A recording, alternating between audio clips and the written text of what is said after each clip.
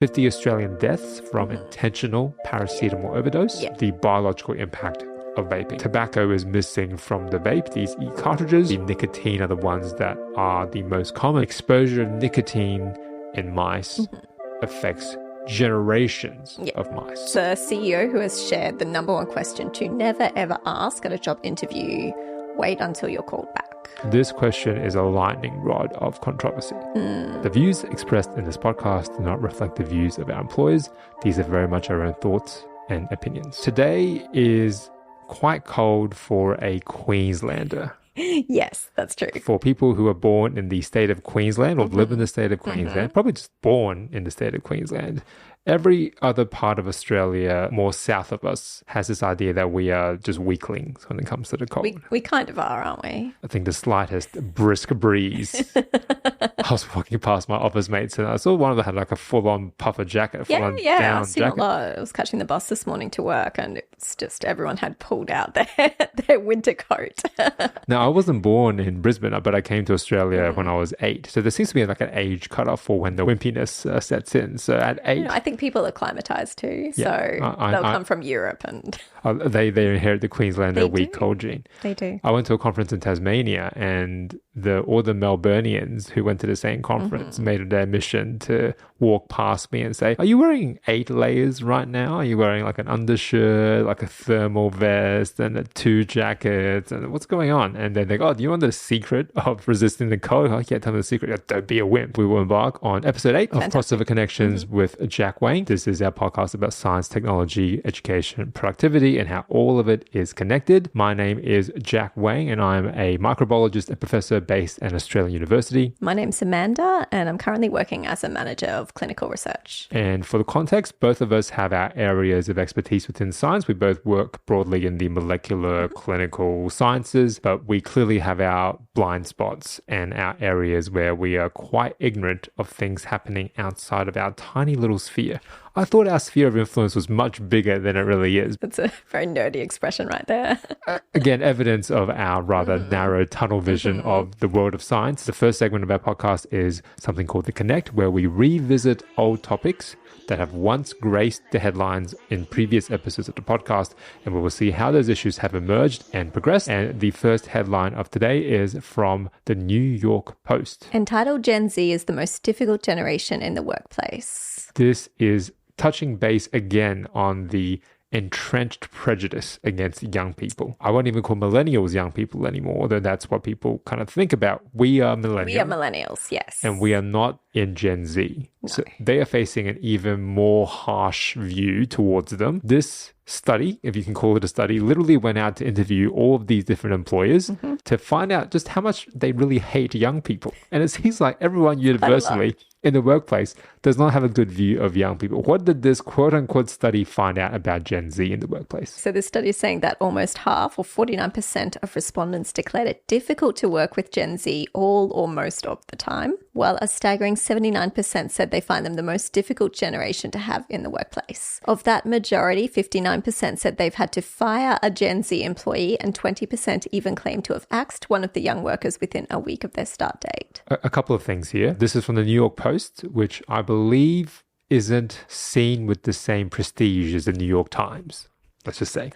Also my understanding. Okay. The second point is that it's citing a study or a survey from Resume Builder. Again, I'm not really in this sphere, so I'm not really sure how reliable Resume Builder is. But certainly 1,300 people responding to a survey has some sampling validity.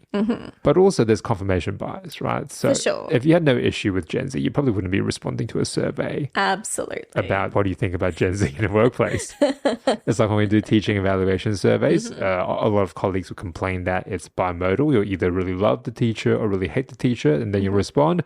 Otherwise, you're filling in 10 surveys every semester. You're like, I'm not going to bother, you know. The title of the survey is, what do you think about Gen Z? It's not going to be people who have no opinion or are perfectly fine with Gen Z who respond. It's going to be people who have an issue. You are not indifferent to Gen Z. You have a take. You have a hot take about Gen Z. Exactly. The interesting thing about this article is that they don't really try to be particularly fair and balanced. Not at all. Because there is a throwaway quote at the end where they find one person willing to go on the record as being complimentary of Gen Z. I'm glad they threw that in there for good measure. What do they say? Oh, they're very innovative. Is that right? Yeah. Compared to other generations, I find Gen Z to be very innovative. And adaptable. There are lone voices in the wild about Gen Z. I saw a person on Twitter say, I asked one of my interns to give me 50 blank pages. And when the person gave them the 50 blank pages, the paper was warm. Why is it warm? It's because instead of counting out 50 pages, they just went to the printer and said, print out 50 copies. And then the pages were warm. And this is genius. This Gen Z is so adaptable. And then pre-warmed paper. So hold on, is that costing the company anything, printing out blank pages? At least they didn't print light grey text or something and waste a bunch of toner, but you know.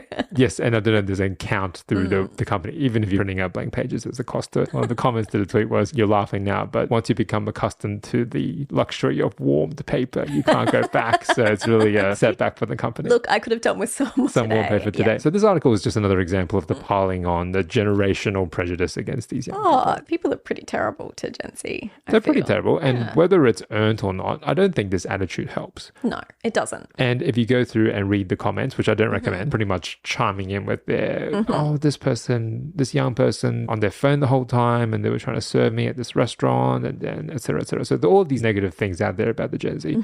I just don't find that this is conducive to changing hearts and minds. No. Because the only thing more punitive than constant insults and constant derailment is just exceedingly low expectations. Why would they try to rise above it if you don't expect much of them? Yeah, exactly. I certainly wouldn't respond to that kind of environment. No. There are other studies that show that Gen Z, who shouldn't have been in the workplace for that long, but these very recent graduates who belong to Gen Z are already feeling very disconnected and kind of worn out. Yep. And again, people say, they've only been working for a couple of years. What do they have to be burnt out about? Another example of Gen Z being kind of unmotivated. But I think a more positive attitude and clearly outlining expectations is going to be really useful.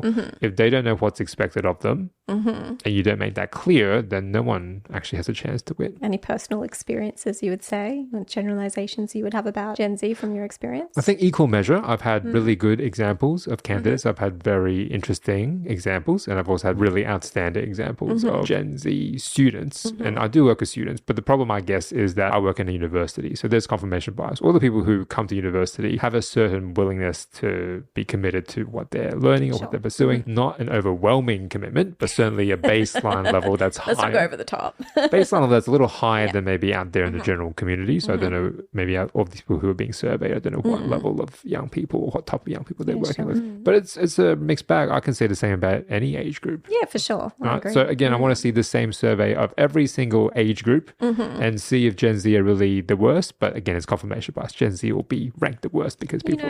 maybe we were the previous Gen Z and everyone was complaining about us too. So we just didn't see it publicized as much. I've always been the youngest person within my professional environment for as long as I can remember. And no one said it, but I was always aware of it. And I was always trying to work against that stereotype of being a young person who's a little late. You've made this point before. It's never great to be the youngest person in your workplace, for the majority of workplaces probably, right? It's never great. You do have to work hard again to buck those push trends against that prejudice, for sure. And that can be a very fruitful exercise, very productive exercise. And there's a lot of waiting your turns, which is frustrating for young people to hear. Just know that you are not universally panned. There are people in the generation above you who do think you have value into society. So don't be too down and don't read these headlines. We love you more than bats, Gen Z. You can do better than this. That's not a vote of confidence. On that note of looking for professional environments and seeing how certain groups can thrive, that brings us to a recurring segment about employability and productivity. Whose job is it anyway? And the headline this week is around these series of articles that I've certainly been pigeonholed into reading on my feeds. I think I clicked on one, and then every 2 seconds, single one, it's not on one of these articles. And this category is actually not a bad thing to fill your feed with. There are much worse things that can grace your social media feeds. It is all around what happens when you apply apply for jobs and the hacks that people have for getting a job. Okay. I think it was based on one of the articles we read previously about AI doing the job interview. So your next job interview will not even honor you with the basic respect of a human selection panel. They will let a robot read through all of your files. No, it's a CEO who has shared the number one question to never ever ask at a job interview: wait until you're called back. The number one question that you as an applicant should never ever ask at a job interview. We know what this is. For those of you listening, I don't think you'll need that many guesses, because when I read this article, I didn't click through and I just read the comments, and every single person below guessed it correctly. Right. The number one question they should never ever ask is, what is your work from home policy? Asking an employer, a potential employer who has not even took you to the next stage of interviews and hasn't offered anything, there's nothing on the table, you're asking about your work from home policy as an employer. Maybe rightly, because you have care responsibilities, say. You Travel a long way to work, or have your own medical condition. And if this was off the table, then it's a deal breaker for you as the employee. You just want to make sure what's going on. This article really makes the case that it doesn't actually matter about your circumstances. It doesn't really matter how great an applicant you are. This question is a lightning rod of controversy. I don't know why it is, but that's certainly the perception out there. Whether it's fair or not, some managers will perceive initial interview questions about remote working as telegraphing the wrong priorities. Even for me, it's an immediate red flag, this person has said. Imagine this scenario. You close your interview with a question about remote work and get a chilly reception. The next day, the hiring manager meets another candidate who says they could be in the office bright and early the next Monday morning. You may be more qualified, but there's a real chance that the other job seeker may be perceived as more committed. This might hold true even for managers at companies that have very robust work from home policies. Imagine this scenario. The robot overload who's interviewing you flags your question as a key phrase that is optimized for to de-emphasize you as a viable candidate. Everyone who asks about work from home is clearly a bad candidate in its AI data training set. Away you go into the second ranked pile. Just got kicked out of my interview. What's going on? It just closed. So that's about remote work very, very quickly. It's a red flag for certainly the current crop of HR consultants and selection committees to hear work from home as a bit of a red flag. In my setting, I can't say it's such a lightning rod of controversy. I have been on selection panels where this is not a deal breaker, certainly. But I also don't hear that many applicants asking about it in my setting. Sure. It's not that easy to work from home in my field. There are some parts of my job, similar jobs in the workplace that I'm in. The majority we would really need to stay at our workplace for. In science, in the molecular biosciences, most of the workforce is hands-on laboratory work. That's true. You literally couldn't do that remotely. And if that sounds a bit abstract, I guess if you trace back to the early days of the pandemic when there was a lot of COVID testing going on, you cannot process those patient samples remotely. You have to physically be in an environment. Nor would you want those patient samples sent to your home, by the way, right? You really want them in a remote facility that you drive to and decontaminate. Right. Yeah. So there's just certain jobs that you couldn't actually do remotely. But certainly it has led to innovations in remote working possibilities, telehealth visits for doctors. We in the university sector obviously have to teach a lot of classes online, so we have to figure out new ways of working remotely. None of the people I work with want to be 100% from home, but they value that flexibility when they need to, and students have been expressing this frustration for a long time. I've got an 8 a.m. lecture and then nothing for the rest of the day. I need to go make some money. Yeah. So if I had to drive 2 hours to get to campus, and then by the time I can leave to get to my job, it will be during the day. Yeah. It'll be 10, 11 a.m. I just can't get a shift and make money that way.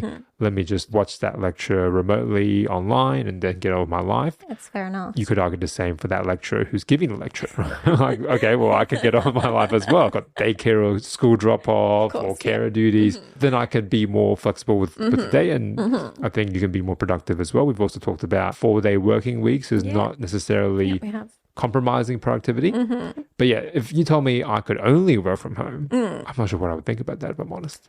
I'm not sure either. I think you and I are probably on the same page about this, and that we think some kind of hybrid model is ideal. But maybe we're in the minority with that. I don't know. I know some people who love it, who just think it's the most amazing thing in the world. I like my home. I don't need to be in it the whole time. Sure, yeah. And I don't need the social interaction that much of the time. But when it's completely robbed, you don't kind of realize it until it's kind of not there for a little while, right? And we will have very recent experience with that. And that blended model, the hybrid model, I think my workplace is very accommodating. So I'm fortunate that I didn't have to ask about this when I was interviewing for my position. But apparently when you're interviewing, you shouldn't be asking about this. I don't think it's an unreasonable question to ask, though, but perhaps at the later stages of the interview. What is a pretty standard question that we ask for all applicants is, if you were accepted a job, when would you be able to start? That's a pretty standard HR question. What would be your official starting date? You could say whenever, but then that probably isn't the best time, according to this article, to raise. I can start as soon as possible, but I can only work remotely. What's your remote work policy? That is a deal breaker for you as the applicant. They're recommending wait till you have an offer in hand and then ask about it then. You still have time to turn down the job offer by all means. I don't know. I think that's a bit of a shame, though. You may really not want the position if you can't do any of your work from home. Shows the importance of doing your own background research because employers are very rarely black boxes as it relates to company culture. And you can look up reviews of large organizations, certainly, and startups, or have people who work there. You need to be doing your own background research before you get a job. And sussing out the landscape and the job situation. If it is a job that is very adaptable in all the other settings that you know of, and all of the other people you know who work in similar roles can work flexibly, and they don't, that should be pretty easy to find out. Yeah, right? exactly. That would stick out. So that's the time to find out about it rather than during an interview. These older mentality employers would look down on that question as a personal character flaw and bundle you with the rest of Gen Z that no one has got anything good to say about. Wait for the right time. Yeah, right with the right time to cash in your capital. Your timing. And speaking of older, entrenched mindsets with additional regulatory oversight, that brings us to The Circuit, our now recurring segment about the sweeping headlines across all of science, tech, and productivity for the past couple of weeks. And this week, we're going to really hone in on a series of themes. We're going to try and do this more moving ahead in the podcast episodes to come.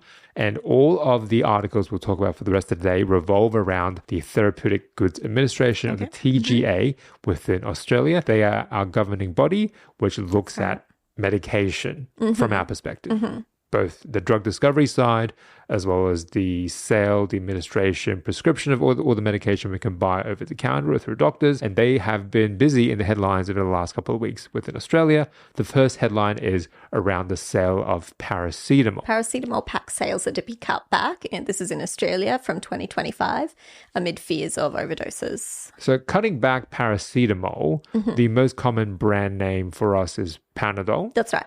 In America, the United States, is Tylenol, I think. So if you watch a lot of dramas and you hear medical dramas, you hear about Tylenol. I guess that's some version of paracetamol that they sell in the United States. You can actually buy it here now too. I've seen it on the shelf. Rushing in on that knowledge of watching US TV. Everyone's watching medical dramas and then understand Tylenol more. Give me a Tylenol, right? Not give me a Panadol. Panadol doesn't sound as fancy as a Tylenol. And the new rules that have come in are, instead of 20 packs of paracetamol within a single box, that will be limited down to 16 tablets. And we're talking about what you can buy. I think the term would be off the shelf, and then over the counter would be buying it from a pharmacist. Oh, okay. Without a script. Pharmacy packs will be reduced from 100 tablets in a box to 50. Okay. Supermarket, off the shelf, 20 down to 16. I bet it will still cost the same.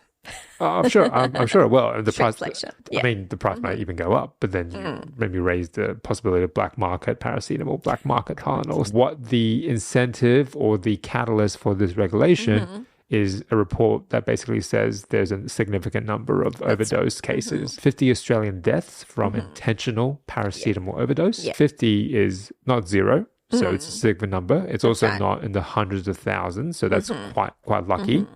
But really, this is something that can go arrive very, very, very quickly. And the TGA is trying to preempt this, I think, from it being more of a statistic, even more striking of a trend. We do know doctors who work in the ER and they have seen an increasing number of these cases, but thankfully it's not through the roof. And I think this regulation will go a long way into hopefully helping down, to bring those numbers down. Tamping down the incidence of these things. I think it's a fairly reasonable restriction. And the TGA has asked consumers not to start stockpiling the drug before the regulations come in, which in Australia is supposed to be. We saw what happened during COVID, didn't we? In February 2025, you don't want people stockpiling paracetamol and not making it available to people who need it. The TGA has been very busy. Not just with their normal regulatory work, but also in being strategic in how they make the headlines. Because in addition to paracetamol, they've taken on another juggernaut, which is vaping. We have talked about vaping the podcast previously, and the landmark announcement was that vaping would start to be banned much more aggressively in Australia in response to the concerns that young people are essentially vaping to their heart's content, ignorant or not caring about potential risks, long-term health impacts. So what's to come, and this is the focus of the rest of the episode today, is all about vaping from lots of different angles. And this first article tries to talk through the biological impact of vaping to try and set the record straight about just how bad it is for you. And I think the problem here is that we don't actually know exactly how bad it is for us, right? It's true. And vaping pretty much is just anything that forms a bit of smoke. Tobacco is missing from the vape, these e-cartridges.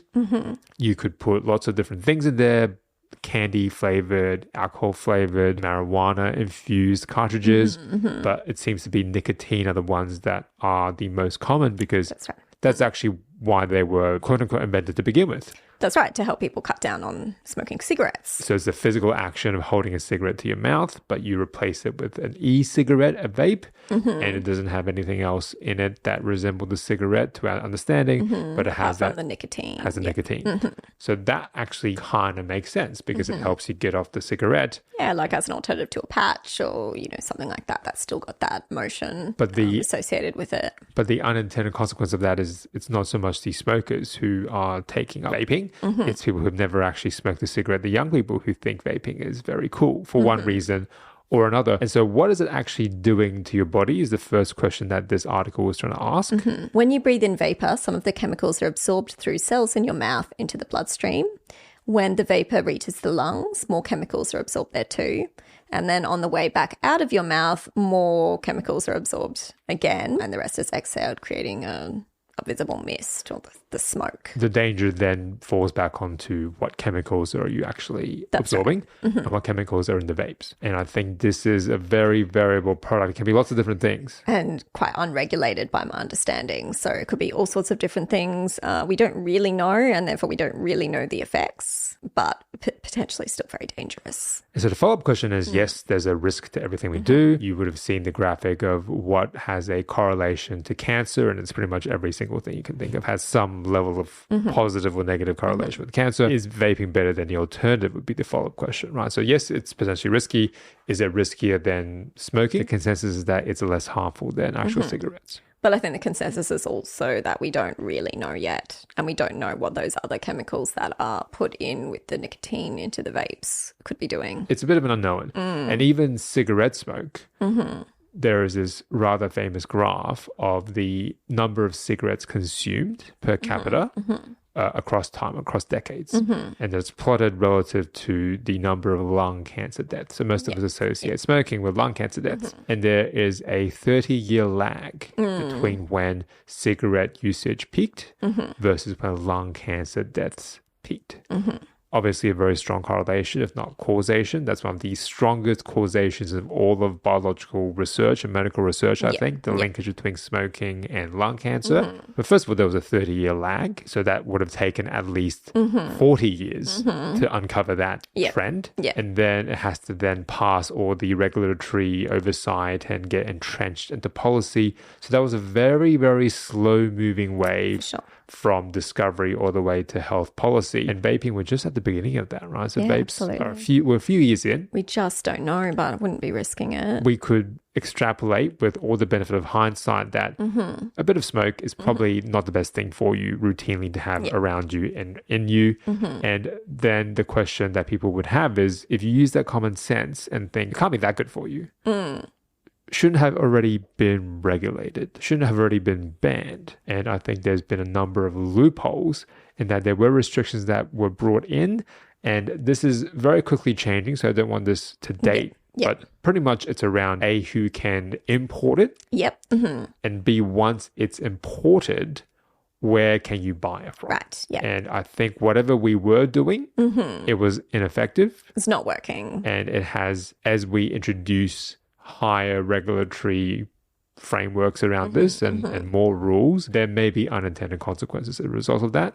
And you may get things like a black market appearing where certain vapes are selling for a really, really high price. Very likely. And then that might make it even more lucrative to start getting into not just vaping, but selling vapes in the black market. And that's never a good thing. Yeah. So this is very quickly changing, but yeah, it's around importing vapes and what kind of vapes can be imported, who can sell them, and what do you need to prove to be able to buy something. It was just, largely not cracked down upon, even though it was technically illegal to sell. Anything that's not purely for smokers trying to get off smoking, which is the nicotine one. Any of the other ones that have like colored vapors and they taste good for kids, they're going to really try and crack down on that. But again, we don't know. Maybe that will incur a black market. Yeah, because there is no need for them to have any kind of flavor to them, is there? I mean, what's its purpose really? Yes. And that's to get young people addicted to this. So it is a bit of a black box as to what the long-term impacts of vaping will be. Yeah. And this next article is from Johns Hopkins University that tries to summarize the 5 vaping facts that you need to know. And the you in this instance, I think, is mostly targeted at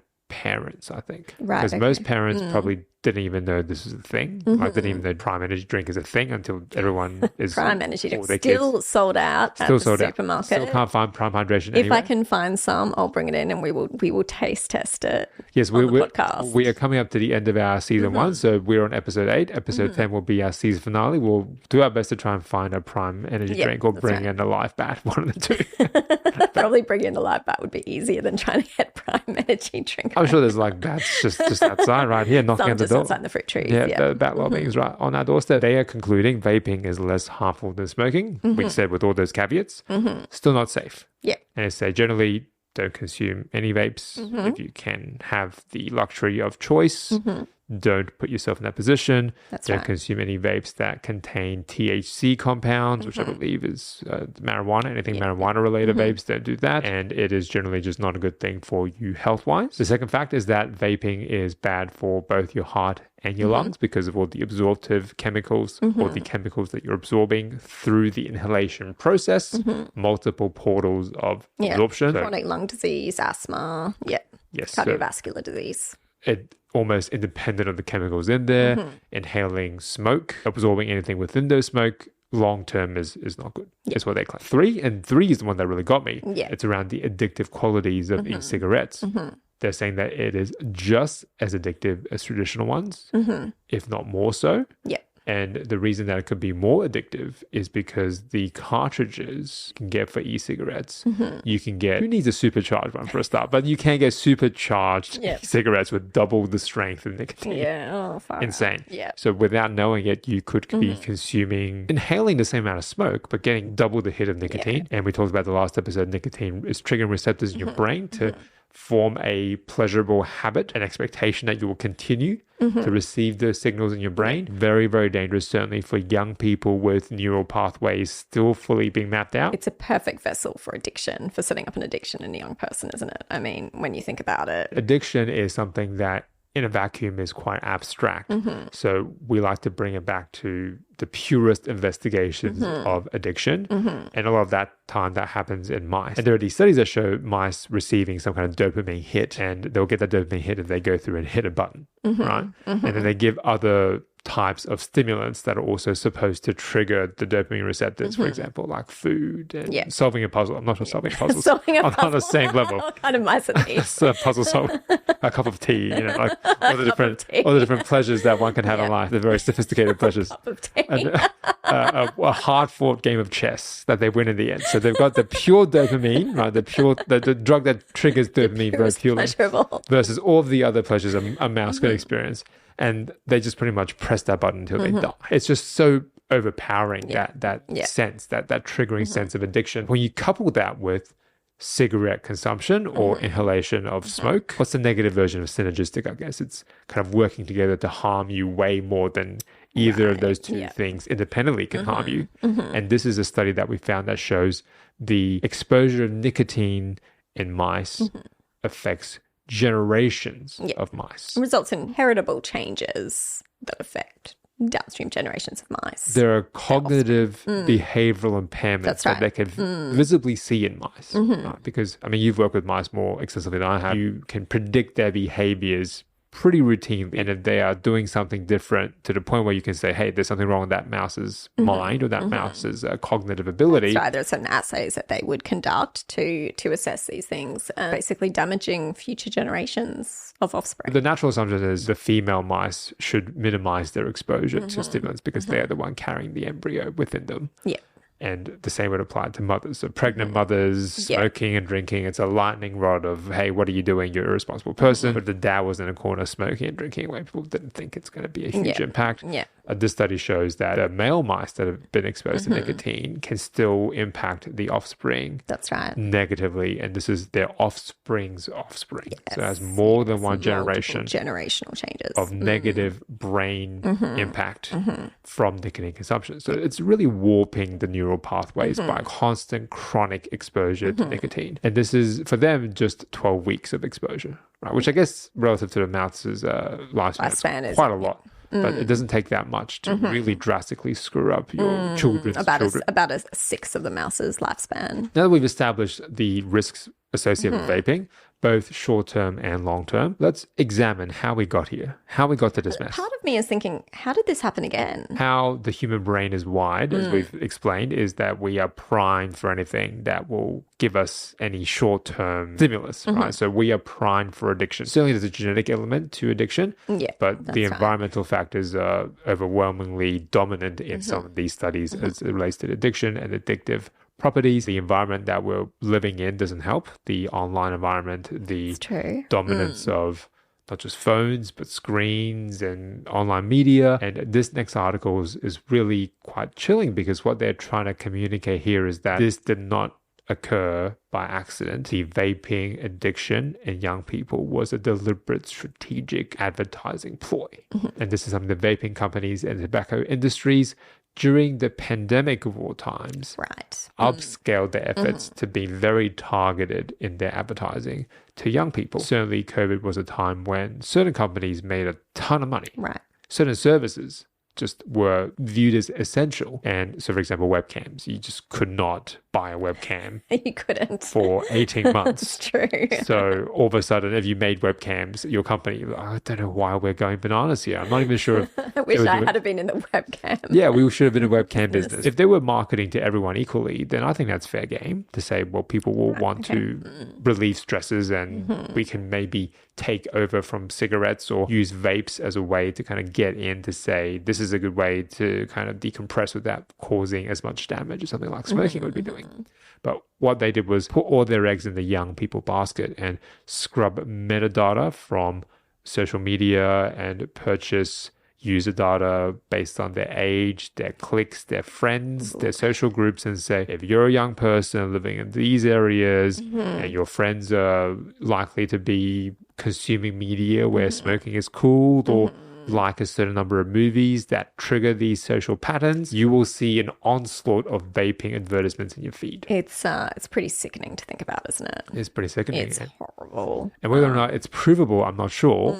But certainly the headline from last week, that company in the US, Juul, they were penalized for this advertising tactic and they had to pay $462 million US for that advertising ploy. Horrible to think about, isn't it? I think I read a statistic saying that if you're using vapes, you're 3 times more likely to take up traditional cigarettes in the future. Vaping is appealing because you don't have that sort of cigarette smell on you. You know, it's considered less dangerous and all of these things are more attractive. Because vaping was initially billed as an off-ramp. That's right. But now you're saying it's an on-ramp towards more smoking. One of the statistics that I saw. Given that vaping is also bad for your health, we could say just avoid all of it if that's within your control. Of course, addiction is very complex and multifactorial. Absolutely. And as I said, the environmental factors are overwhelming. So you might just not have the capacity to be able to quit. But if at all possible, neither of these products is good for you long term. So you should try and manage your way around this. I find it a little more comforting that I've been targeted for job interview ads in my social media feeds than vaping. They know that I'm a wasted target. They didn't spend any money on me trying to advertise vapes to me. Mine is just highly varied.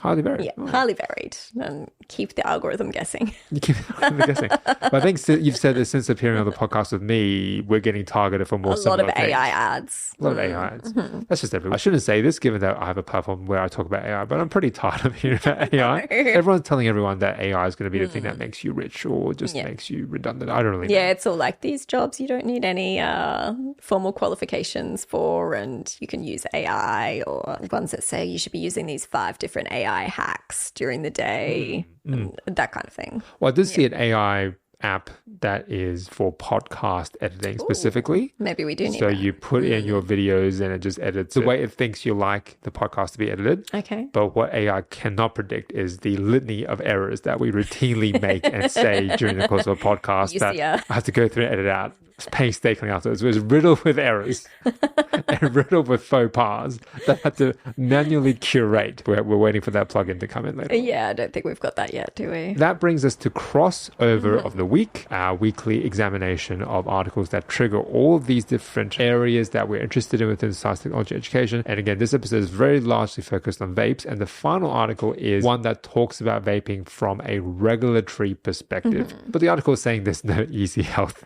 or political solution and tries to examine what are the possible options that are available to us as a country in Australia, and maybe that's a way forward for the world. It's hard to compare us against the US because, first of all, we're a much smaller market, right? That's for the vaping company. Much smaller group, much smaller population. So that is not a great comparison. But what is a more apt comparison are our mates in New Zealand. They've got a similar regulatory framework for a lot of different things. Their approach to regulating vaping is actually a little different to ours. Okay. So New Zealand has a licensed retail framework with very tight standards that manufacturers and suppliers need to adhere to before vapes can be sold in the market. They're effectively saying they don't have a black market for vapes. Oh, no black market. And my understanding is they've viewed it just like cigarettes. They get to be 18 years or older. You can buy it at all the normal retailers that you buy cigarettes from with all the usual warnings. But if you're over 18, you can buy it. Right. Not to say if you can't get your older brother or sister to go and buy it for you, all the usual loopholes, but at least it's viewed the same as cigarettes. And what we are proposing, at least in this point in time in Australia, is to have a stronger, stricter ban on vapes than that. The New Zealand model is not without its critics, of course. The fact that New Zealand hasn't gone all in on banning it and making it very restrictive to say only the nicotine-containing vapes, none of the other fancy smoke, lolly-flavored, alcohol-flavored vapes, only prescribed through doctors, only imported through doctors, you can only buy it through doctors. They haven't gone that route. They've just made it, you can buy it from the normal places you can buy cigarettes from. But I think New Zealand's view is that they're using vaping as an off-ramp from smoking. Right. So if they make the off-ramp more accessible, then that increases the odds that more smokers will move on to vapes and hopefully quit smoking altogether. So it's saying people who have issues with addiction are caught in a cycle of withdrawal and craving and then satisfying that craving. Because nicotine is metabolized very quickly, people are going through that multiple times over the course of a day. And some vapes, as we said, can be supercharged or super strength, extra strength. And you can get even more nicotine, even more addictively. The counter-argument to this is that New Zealand does not have a black market because it is more widely available. Then people don't have to go out of their way to avoid regulations to get it. And therefore, you could say that the vapes that do make it onto the market have more oversight. Right. You're kind of more aware of what you can buy because to make it to the big retailers, you know what's in it. Whereas the black market, you can have anything in a cartridge and still smoke it. And it could get to a point where it's harder to get a vape, or a vape might cost more because you're buying on the black market than a packet of cigarettes. And people would say, well, why don't I just buy cigarettes instead? Well, that's exactly what you don't want to happen, isn't it? Right, I'll just buy some cigarettes. That defeats the whole point. It's becoming the on-ramp to cigarettes as opposed to the off-ramp. I don't know what a good solution is in this circumstance. I think it will probably be a watch and see space. What do you think? This really comes down, like many of the things we talk about the podcast, to communication. Just banning it without explaining the reasoning behind it, without a good accompanying public health campaign, public health awareness campaign. I haven't really seen a lot of campaigns, not just fear-mongering about vapes, but trying to educate, hopefully in the way that we've attempted to do in this episode, to say the risks are very much unknown. but you can get yourself in a situation where this is going to be really expensive and you're already addicted to nicotine. Problematic. We don't know what the long-term health effects will be. Can be an on-ramp towards smoking. This doesn't work with the regulation alone. That's the right. policy alone will not deliver the outcome that you want. The policy does a lot of the heavy lifting, but that communication, that community awareness Key, isn't it? is really important. And especially for young people, they should have a healthy awareness to make their own informed decisions about anything they put into their body. Unless they're like infants. I saw it was terrible because vapes are lying around. There are like a lot of vaping incidents and accidents for 0 to 4-year-olds. That's terrible. Horrible. Getting Absolutely access horrible. to a vape. Yeah. So it's not harmless. You can't leave it lying around. It's not really a social thing. It is to be viewed in the same sphere as a cigarette. The unintended consequence of even very good policy is so high that we do have to watch this space going forward. Yeah. But vaping from a biological perspective is just as potentially risky as smoking. Yeah, that's right. I mean, I think we may very well end up with population who have an addiction to vaping and are now unable to access it. And what's going to happen? We also need targeted treatment plans, public health campaigns to try and have more of a wholehearted approach. And remember that if you're a young person who's found themselves addicted to vaping, you're now combating stereotypes on at least 2 fronts, with your addiction to vaping, as well as your unreliability in the workplace, as well as your indifference towards working in person. You want to work remotely all the time. So there are all of these different types of things that... We just have a younger moment generation- to say it's pretty rough for Gen Z. Yes, that was the focus of our whole last episode. Yeah. It's not easy being a Gen Z. No. It's not easy being a young person in the current economy, in the current environment. So you have to do your best to work through to the next phase of your career, of your life, where all of these prejudices hopefully start to fade with time. And hopefully we're going to give you some relatively reasonable tips to help you get to that next point in your journey. From a millennial, my suggestion would be to get yourself an emotional support cup of coffee. Emotional support cup of coffee. It's also addictive, caffeine. Also very addictive. I do know a millennial who doesn't drink any coffee. Yeah, okay. Or any caffeine, actually. Just one. Yeah, actually just one. just one. I only know one. I only know one. This is the end of our episode. This is episode 8 of Crossover Connections with Jack Wang.